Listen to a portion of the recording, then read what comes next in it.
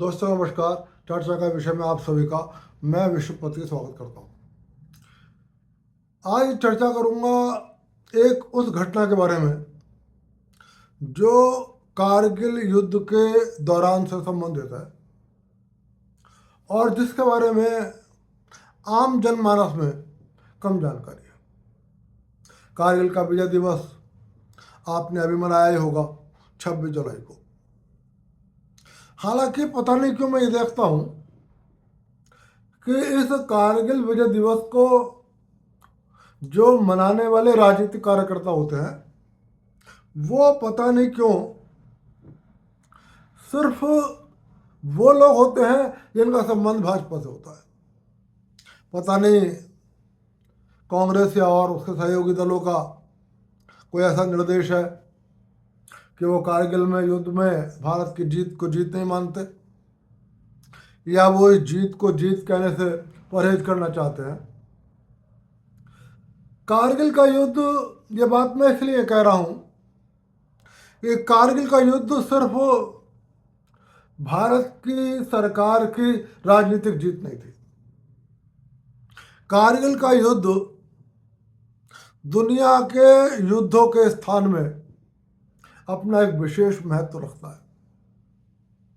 कारगिल के युद्ध की जीत भारत की सेना के अदम्य साहस, समर्पण और कुशलता की जीत है, क्योंकि जिस वक्त युद्ध शुरू हुआ दुश्मन हमारे सिर पर बैठा हुआ था और हमें दुश्मन तक पहुंचने के लिए बहुत कुर्बानियां देनी पड़ी। हालांकि कारगिल के युद्ध में भारत ने जीत तो हासिल करी, लेकिन कुर्बानियां भी बहुत दी गई। इसलिए मैं ये कहता हूं कि आप भले ही किसी भी राजनीतिक दल के सदस्य हो या किसी भी राजनीतिक दल के प्रति आपकी सहानुभूति हो, लेकिन यदि भारत की सेना के प्रति आपके मन में सम्मान है तो आप को कारगिल युद्ध की जीत का उल्लास जरूर मनाना चाहिए। और इस जीत का श्रेय आपको अटल जी को देने की कोई जरूरत नहीं है। इस जीत का श्रेय आप भारत की सेना को दीजिए, क्योंकि भारत की सेना ने वो कर दिखलाया जो शायद दुनिया के अच्छे अच्छे देशों की सेनाएं करने में जिनको पसीना छूट जाए। महत्वपूर्ण बात सिर्फ ये नहीं है कि जहां पर युद्ध हुआ और जिस समय युद्ध हुआ उस समय वहां पर -30 to -40 डिग्री सेल्सियस तापमान रहता है। महत्वपूर्ण इसलिए भी था कि दुश्मन बहुत ऊंचाई पर बैठा हुआ था। दुश्मन के बारे में पूरी हमारे पास सूचनाएं नहीं थी कि आखिर वो दुश्मन कौन है, क्या वो मुजाहिदीन है या वो पाकिस्तान की सेना है, उसकी तैयारी क्या है, उस पर किस तरीके के हथियार हैं, और उसको यदि वो मुजाहिदीन है तो उसको सपोर्ट कौन दे रहा है, और यदि वो पाकिस्तान की सेना है तो वो किस हद तक ये स्वीकार करने को तैयार है कि हमारी सेना है। हमारे पास कोई सूचना नहीं थी, लेकिन इन सूचनाओं के अभाव में के बावजूद भारत की सेना ने न केवल अपने उन ऊंची चोटियों पर कब्जा हासिल करा बल्कि पाकिस्तान की सेना को धूल भी चटाई। हालांकि राजनीतिक दृष्टि से मैं आज एक बात जरूर कहूंगा, यह बात मैं मोदी सरकार के बारे में नहीं कह सकता, लेकिन वाजपेयी सरकार के बारे में जरूर कहूंगा कि कारगिल के युद्ध के दौरान, उसकी निर्णय प्रक्रिया के दौरान अटल जी ने कोई ऐसा साहसिक और दूरदर्शी निर्णय नहीं करा जिसके लिए मैं कारगिल युद्ध के लिए अटल जी की तारीफ करूं। सच तो यह है कि जिस तरह से चीन से युद्ध के समय जवाहरलाल नेहरू भ्रमित थे, लगभग उसी तरह से कारगिल युद्ध की शुरुआत में अटल जी भ्रमित थे। और आज मैं आपको जो किस्सा सुनाने जा रहा हूं, उसके बाद आप खुद सोचें कि क्या हमने उस महत्वपूर्ण सूचना का प्रॉपर उपयोग किया या नहीं किया। कारगिल युद्ध के समय में भी सरकार के अंदर गहरे मतभेद की खबरें सामने आई। मतभेद की खबरें सरकार और सेना के बीच में भी आई, और मतभेद की खबरें इस बात सेना के अंगों के बीच में भी आई कि इस लड़ाई से अकेली थल सेना निपटे या इस लड़ाई से वायुसेना भी निपटे। वायुसेना शामिल हो या ना हो, वायुसेना शामिल होना चाहती है या नहीं होना चाहती है, इस बारे में बहुत कुछ कहा गया, लेकिन मैं उस पर बात नहीं कर रहा हूं। कहा यह भी गया कि पाकिस्तान की सेना ने मुजाहिदीनों के रूप में कारगिल की ऊंची चोटियों पर कब्जा कर लिया, लेकिन भारत की खुफिया एजेंसियां सोती रहीं और उन पर आरोप भी लगे। आरोप के काम भी हुए थे। सच यह है कि अटल जी ने सरकार को बनाते ही, सरकार ग्रहण करते ही, कुछ लोगों को सिर्फ इसलिए नहीं बदला कि वह ये सरकार के लोग हैं, जबकि उन्हें यह समझ लेना चाहिए था कि सरकार में कई बार बड़े बड़े पद पर कुछ ऐसे लोग बैठे हुए होते हैं जो देश और सरकार के प्रति वफादार तो होते ही हैं, उनकी वफादारियां कुछ राजनीतिक दल और कुछ राजनीतिक परिवारों के प्रति भी होती हैं। और उस समय भी हमारी खुफिया एजेंसी में और कई पदों पर ऐसे लोग बैठे हुए थे जो जिनकी वफादारियां कुछ राजनीतिक कारणों से और कुछ राजनीतिक परिवारों की वजह से भी प्रभावित हो रहे थे। हालांकि इस वजह से फेलियर हुआ ये कहना उचित नहीं होगा। 3 मई को फिलहाल जो सूचना है कि 3 मई को बकरियां चराने वाले लोगों ने भारत के सेना के नीचे के स्टेशनों पर यह सूचना दी कि ऊपर की चोटियों पर कोई आया हुआ है और उसने चोटियों पर कब्जा कर लिया। उसके बाद 5 तारीख को सेना की एक टुकड़ी को भेजा गया ये देखने के लिए कि क्या कारगिल की ऊंची चोटियों पर कोई आया हुआ है तो वो कौन है। जब भारतीय सेना की वो टुकड़ियां रवाना हुई और कारगिल की ऊंची चोटियों पर पहुंची, तो उस वक्त जो मुजाहिदीन थे, जो ओरिजिनली पाकिस्तान के सैनिक थे, उन्होंने भारत की सेना के उन टुकड़ियों पर हमला कर दिया जो चोटियों की वास्तविकता को जांचने के लिए गए थे। और फिलहाल उस हमले में सेना के 5 जवान मारे गए।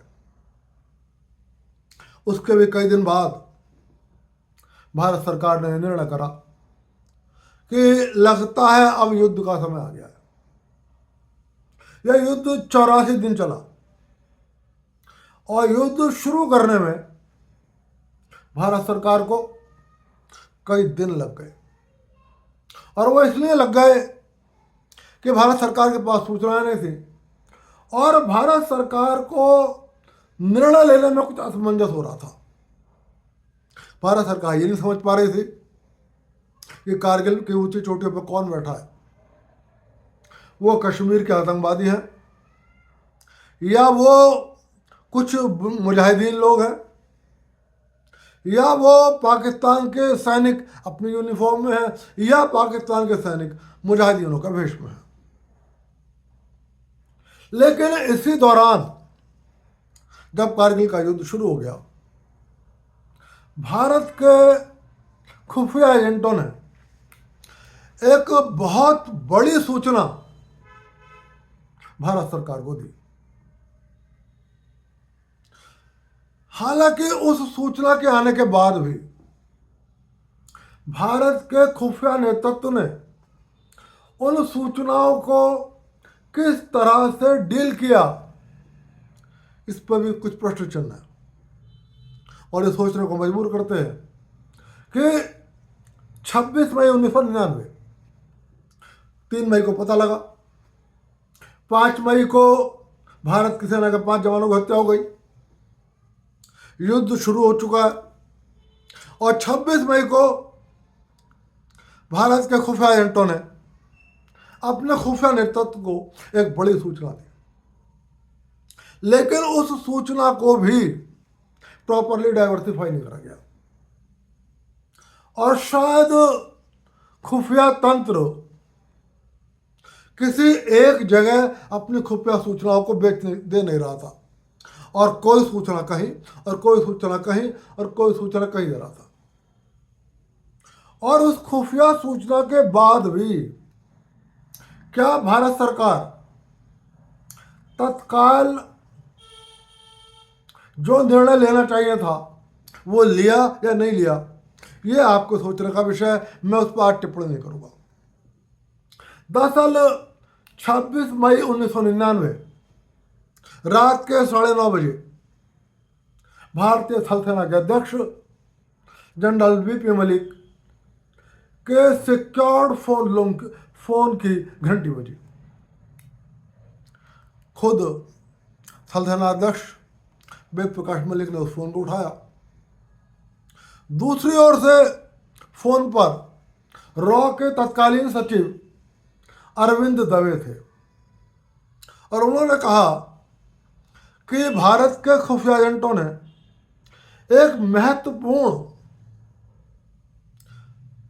बातचीत को रिकॉर्ड किया और यह बातचीत 2 पाकिस्तानी जनरलों के बीच की है। एक जनरल चीन में बैठा हुआ है जो पाकिस्तानी है और एक जनरल जो पाकिस्तानी है वो पाकिस्तान में बैठा हुआ है। और उन्होंने कहा कि ये बातचीत हमारे लिए सामरिक दृष्टिकोण से बहुत महत्वपूर्ण हो सकती है, मैं ये आपको भेज रहा हूं। लेकिन खास बात यह है कि अचानक जब अरविंद दवे को ये पता लगता है कि मैं जिससे बात कर रहा हूं वो व्यक्ति भारत की थल सेना के अध्यक्ष जनरल वेद प्रकाश मलिक हैं, तो वो शर्मिंदगी महसूस करते हैं और वो कहते हैं कि मैं ये सूचना आपको नहीं देना चाहता था, मैं ये सूचना भारतीय सेना के डीजीएमओ को देना चाहता था और मेरे सचिव ने गलती से आपका फोन मिला दिया।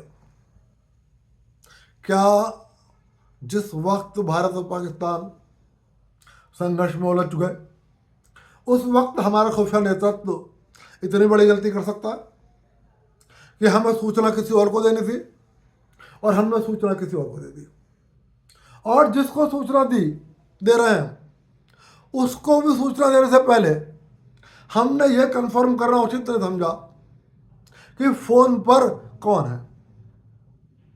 यहाँ पर एक प्रश्न चिन्ह उठता है कि रॉ के तत्कालीन सचिव की वास्तविक मंशा क्या थी।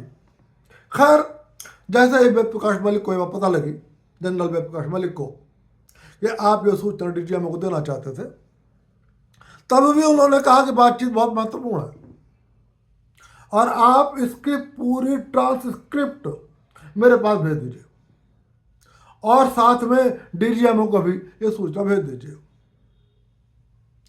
अरविंद दवे खुद इस बात पर शर्मिंदा थे कि सूचना किसी और को देनी थी और मैंने सूचना थल सेना अध्यक्ष को दे दी। वो सूचना खुद वेद प्रकाश मलिक ने उनको बताया कि यह सूचना पाकिस्तान की सेना की, ये जो बातचीत रिकॉर्ड हुई है, यह पाकिस्तान की सेना के अध्यक्ष, इसमें एक तरफ जनरल मुशर्रफ हैं जो इस वक्त चीन में बैठे हुए हैं, वो चीन की यात्रा पर गए हुए हैं, और दूसरा जनरल पाकिस्तान की सेना का है। फिलहाल जो दूसरे जनरल थे ये जनरल अजीज थे जो कि मुशर्रफ के जूनियर थे, और वो उस समय पाकिस्तान में बैठे हुए थे। इस बातचीत का अंश भी बता दूं, जो भारतीय खुफिया एजेंसी ने रिकॉर्ड कर ली थी, कि उधर से जनरल परवेज मुशर्रफ पूछते हैं कि मेरी उस कमरा नंबर के इस कमरा नंबर में जो बैठे हुए हैं उनसे मेरी बात कराई जाए। वो टेलीफोन उस कमरे में मिलाया जाता है। आप जनरल फलाने फलाने बोल रहे हैं? उन्होंने कहा हाँ मैं बोल रहा हूँ। क्या स्थिति है ग्राउंड पर? जनरल परवेज मुशर्रफ पूछते हैं। जनरल अजीज कहते हैं कि ग्राउंड पर स्थिति पूरी तरीके से अपने नियंत्रण में है। उन्होंने कहा हालात क्या है? तो जनरल अजीज मुशर्रफ को बताते हैं कि हमने भारतीय सेना के एक हेलीकॉप्टर MI-17 को गिरा दिया। जनरल परवेज मुशर्रफ पूछते हैं कि वो हेलीकॉप्टर भारत की सीमा में गिरा या पाकिस्तान की सीमा में गिरा? जनरल अजीज बताते हैं कि वो हेलीकॉप्टर भारत की सीमा में गिरा। जनरल मुशर्रफ पूछते हैं कि उसके बाद क्या पाकिस्तान भारत की सेना आपको हमसे डरी हुई महसूस होती है और वो अपनी कार्रवाइयों को करने में कुछ संकोच कर रही है, या भारत की सेना एग्रेसिव है? जनरल अजीज कहते हैं कि नहीं, भारतीय सेना दबाव में महसूस हो रही है और वो अब सीमा के नज़दीक आकर उड़ान भरने में संकोच महसूस कर रही है। उन्होंने कहा कि स्थिति आउट ऑफ कंट्रोल तो नहीं है। उन्होंने कहा स्थिति पूरी तरीके से हमारे नियंत्रण में है और जैसा हम चाहते हैं वैसे ही है। जनरल मुशर्रफ कहते हैं ओके, आप स्थिति पर नियंत्रण रखो और कोई और डेवलपमेंट हो तो तत्काल मुझे बताओ। यह बातचीत साफ साफ इशारा कर रही थी कि कारगिल की ऊंची चोटियों पर जो लोग बैठे हैं, जिनको लेकर भारत की सरकार भ्रमित है कि यह आखिर है कौन, वो पाकिस्तान की सेना थी या पाकिस्तान की सेना के द्वारा भेजे गए लोग थे। इसमें कोई शक वाली गुंजाइश नहीं थी। उसके 3 दिन बाद भारत के खुफिया एजेंटों ने एक बातचीत को और रिकॉर्ड किया, लेकिन इस बार रॉ के सचिव अरविंद दुबे उस सूचना को ना तो थल सेना के अध्यक्ष जनरल वेद प्रकाश मलिक को भेजते हैं और ना भारत की सेना के DGMO को भेजते हैं। और इस बार यह सूचना वो भारत के राष्ट्रीय सुरक्षा के सलाहकार ब्रजेश मिश्रा, जिनके बारे में मेरी राय बहुत अच्छी नहीं है, उनको भेजते हैं और भारत के प्रधानमंत्री अटल जी को भेजते हैं। मतलब खुफिया तंत्र, खुफिया नेतृत्व तो कोई पता ही नहीं कि सूचना कहाँ भेजनी है। एक सूचना हमने उसी एक ही युद्ध की स्थिति है और एक ही घटनाक्रम से संबंधित सूचना मिल रही है, लेकिन हम एक ही टेबल पर सूचना नहीं भेज रहे। ये खुफिया नेतृत्व क्या जानबूझकर ऐसी गलतियां कर रहा था? क्या उसकी वफादारी कुछ राजनीतिक कारणों से और कुछ भारत के राजनीतिक पारिवारिक घरानों से प्रभावित हो रही थी, जो वो इतनी महत्वपूर्ण सूचनाओं को कभी DGMO को देनी थी तो वेद प्रकाश मलिक को दे रहे थे। और फिर अगली सूचना, जब पहली सूचना वेद प्रकाश मलिक जी के संज्ञान में आ गई, DGMO को संज्ञान में आ गई, तो दूसरी सूचना भी उनके संज्ञान में आनी थी, लेकिन उनके संज्ञान में नहीं आती, DGMO को संज्ञान में नहीं आती। और अब एक नई सूचना सुरक्षा सलाहकार ब्रजेश मिश्रा और प्रधानमंत्री की जानकारी में आती है, और 3 दिन पहले की सूचना भारत के प्रधानमंत्री और राष्ट्रीय सुरक्षा सलाहकार की जानकारी में नहीं आती। और फिलहाल कहा यह भी जाता है, ये दावा है पत्रकार का, कि ब्रजेश मिश्रा ने उस सूचना को पढ़ा ही नहीं। 3 दिन बाद, उसके 2 दिन बाद, भारत के प्रधानमंत्री और सुरक्षा सलाहकार नौसेना के एक फंक्शन में शामिल होने जाते हैं और वहीं पर उसी कार्यक्रम में भारत की थल सेना के अध्यक्ष कार्यक्रम में शामिल होने जाते हैं। वहां थल सेना अध्यक्ष भारत के सुरक्षा सलाहकार से उस स्क्रिप्ट के बारे में बात करते हैं, लेकिन सुरक्षा सलाहकार को उस स्क्रिप्ट के बारे में पता ही नहीं होता है और वो कहते हैं कि मैंने भी देखा ही नहीं है, मैं जाकर देखूंगा। सरकार के अंदर किस तरीके का असमंजस था। ये युद्धकाल चल रहा, रॉ के एजेंट सूचना दे रहा है, लेकिन राष्ट्रीय नेतृत्व सूचना को पढ़ नहीं रहा। खुफिया एजेंसियां, एजेंट अपना काम पूरा कर रहा है, लेकिन खुफिया एजेंसियों का नेतृत्व का जो नेतृत्व बैठा हुआ है वो शायद जानबूझकर सूचनाओं को एक जगह नहीं दे ताकि भारत का नेतृत्व भ्रमित रहे। क्या खुफिया नेतृत्व जानबूझकर ये चाहता था कि भारत सरकार विफल हो जाए? ये बात मैं इसलिए कह रहा हूं कि अब 2025 तक ऐसे बहुत सारे डेवलपमेंट हो गए कि तत्कालीन रॉ के निदेशक संदेह के दायरों में आ चुके हैं राजनीतिक कारणों से। खैर, उसके बाद जब प्रधानमंत्री को यह सूचना मिलती है तब भी भारत सरकार यह फैसला करती है। अब भारत सरकार को जब 2 सूचनाएं मिल गई, कोई शक नहीं रहा कि कारगिल में कौन है, क्या कर रहा है, लेकिन उसके बाद भी आप देखिए भारत सरकार तय करती है कि अब हम इस टेप को पाकिस्तान के प्रधानमंत्री मियां नवाज शरीफ को सुनवाएंगे। क्यों सुनवाएंगे भाई? जब आपके पास पूरी सूचना आ चुकी तब आप उस सूचना के हिसाब से निर्णय करिए।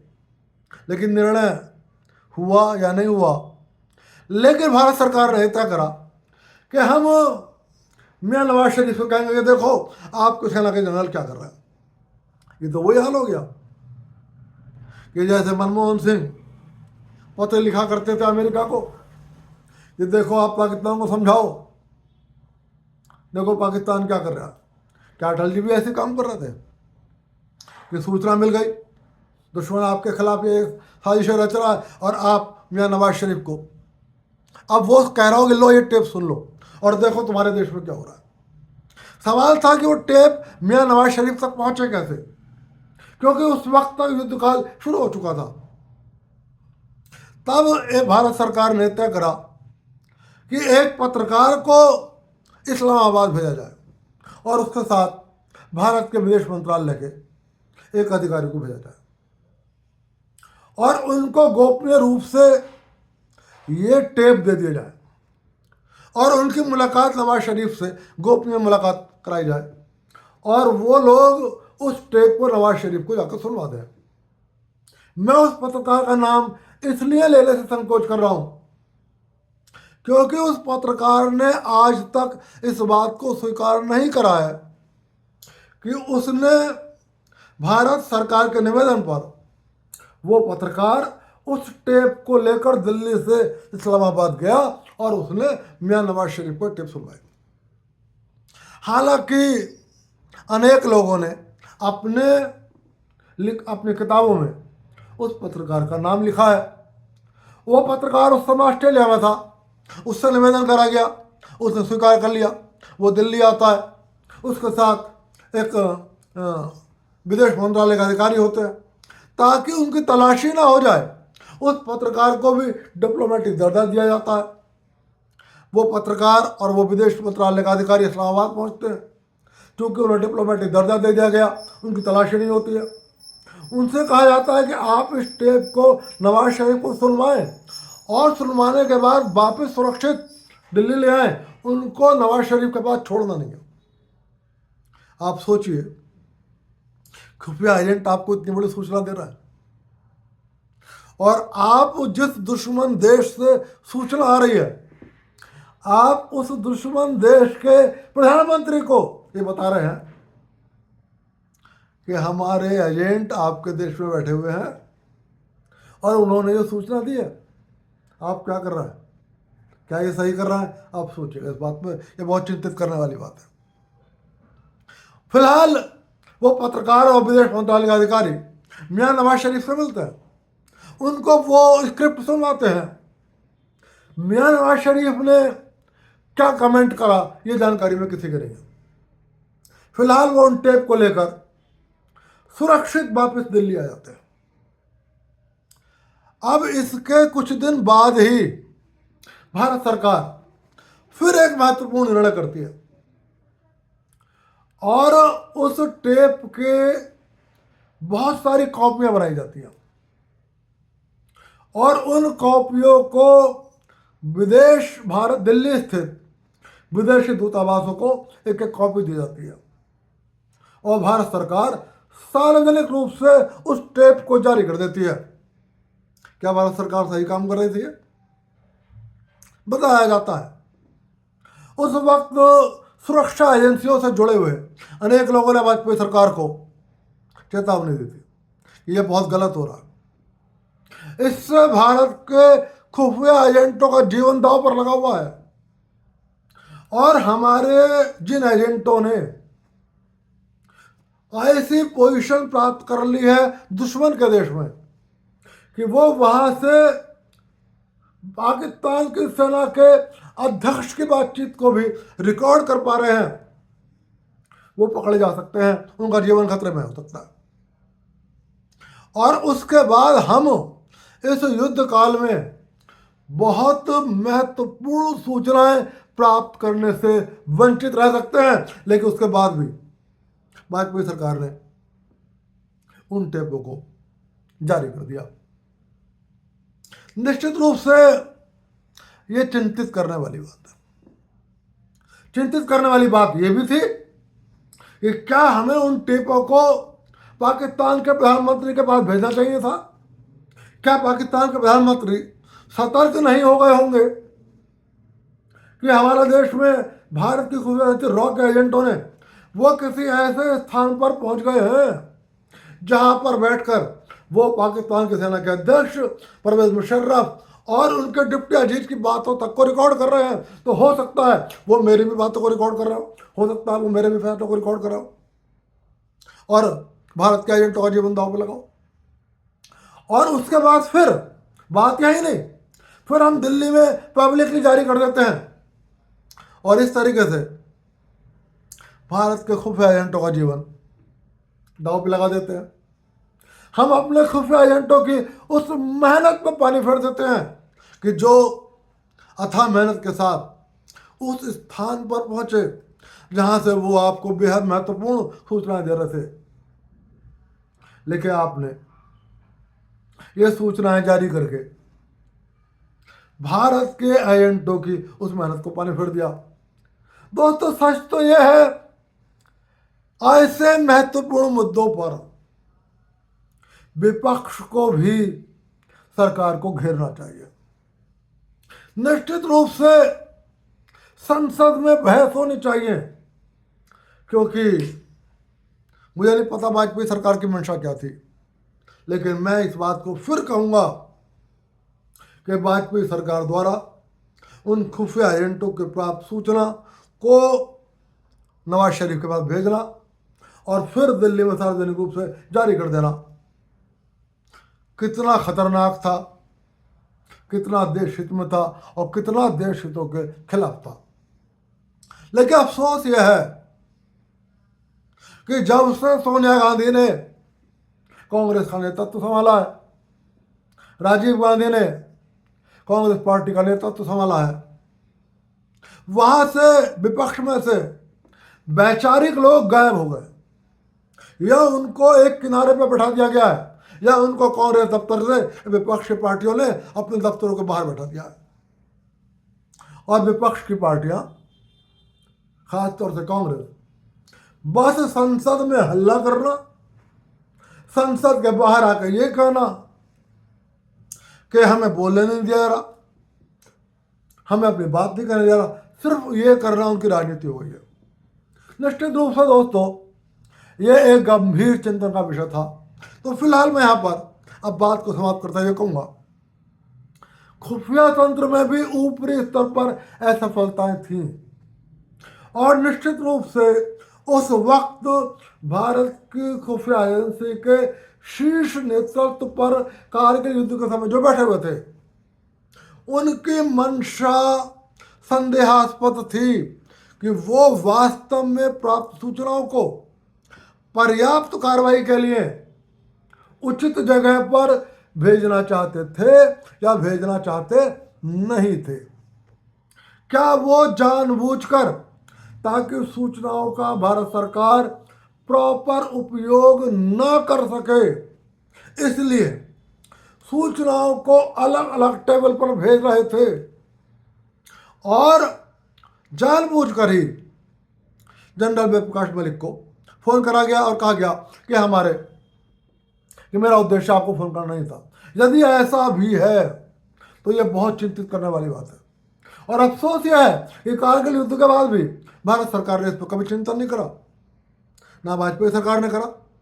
और उसके बाद जब यूपीए सरकार आई, यानी कि जिसके बाद अटल जी की सरकार को घेरने का मौका था, उसने भी इस गंभीर चिंतन पर विषय नहीं करा, इस गंभीर विषय पर चिंतन नहीं करा। और यहां पर मैं ये बात कहूंगा कि असफलता, असमंजसता भारत की सरकार के स्तर पर, राजनीतिक नेतृत्व के स्तर पर भी थी। हमें ऑपरेशन सिंदूर के समय मोदी सरकार में असमंजसता नहीं दिखी, लेकिन अटल जी की सरकार में यह असमंजसता साफ दिखाई देती है। इसीलिए मैंने वीडियो को शुरू करने से पहले कहा कि मैं भारत की सेना के अदम्य साहस की बहुत प्रशंसा करूंगा, लेकिन भारत की सरकार के राजनीतिक निर्णयों की